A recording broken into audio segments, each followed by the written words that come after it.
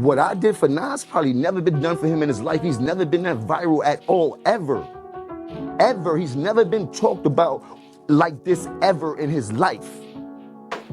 As you all may know, Jim Jones has been on the headlines. Last month, Jim Jones went on a media tour promoting his music and started shooting strays at Nas. He stated that he's more influential and can wrap circles around him. Before I get into how I feel about his most recent statements, I want to start off by giving Jim Jones his flowers. He started off as the hype man for Dipset. Every now and then he would spit rhymes that were written by Cameron. The Dipset had an amazing run, but like anything in life, the expiration date eventually arrives. After the Dipset run, Jim Jones would start Bird Gang, which would feature Max B, Noe, Mel Matrix, and Stack Bundles. May he rest in peace. Several mixtapes, and an album later, that iteration of the group would never release music as a collective again. Jimmy would go on to release multiple albums, mixtapes, and even improve as an MC. That is something I don't want people to miss when they tap into this. Jim Jones has put in the work to be respected as an artist within the game. He's made a profound contribution to hip-hop with his hit single, Ballin', which still goes crazy wherever it's played.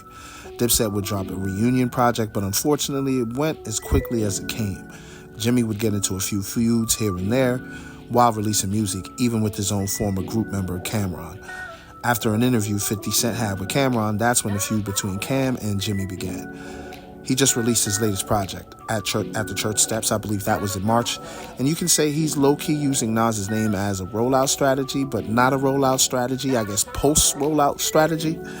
He did release a single off of the project titled Harlem, which is a good song, but not strong enough to reach the levels of a crossover hit.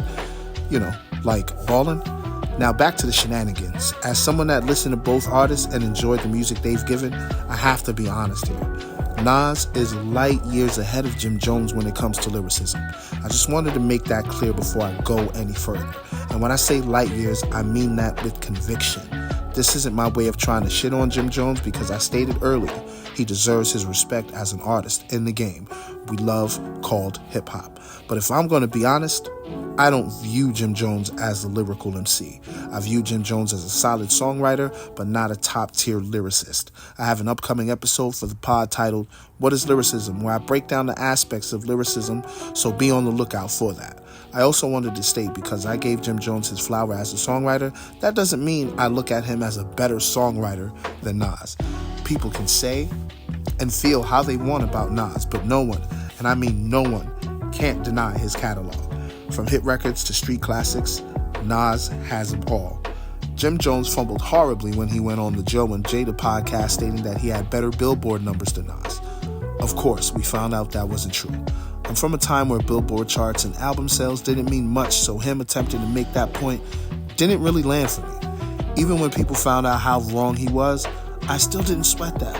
What really bothered me is he said he'd wrap circles around Nas when he popped out to Shannon Sharpe's platform, The Nightcap.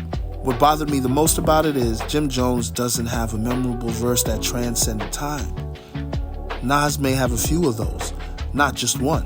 One I can for sure mention off the top of my head is the legendary feature on Only Built for Cuban Links album.